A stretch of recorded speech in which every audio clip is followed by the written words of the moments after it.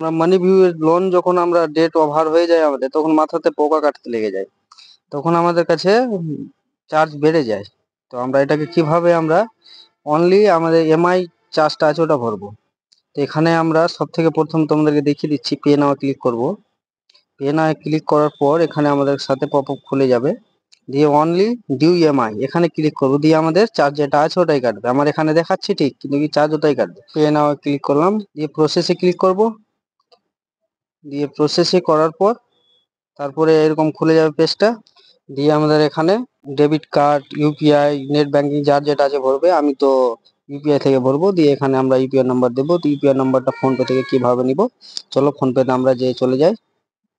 দিয়ে ফোনপে আসলাম, দিয়ে হোম পেজে গেলাম।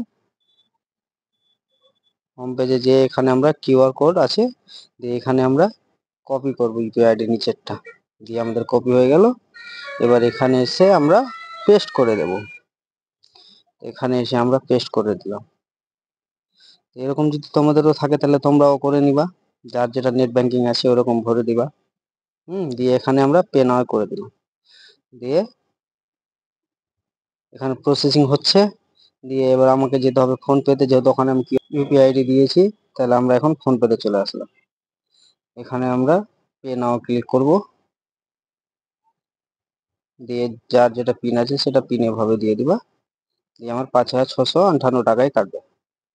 দিয়ে এভাবে আমাদের এই যে পে হয়ে গেল মানি ভিউ থেকে। দিয়ে আমরা এখানে ব্যাক করে আবার রিটার্ন চলে আসবো, দিয়ে আমরা পুরোটা এটা ব্যাক করে দিব। ঠিক আছে, আমাদের কমপ্লিট হয়ে গেল। যদি ভালো লাগে ভিডিওটা তাহলে লাইক, কমেন্ট, শেয়ার আর সাবস্ক্রাইব করতে ভুলবা না। Thank you.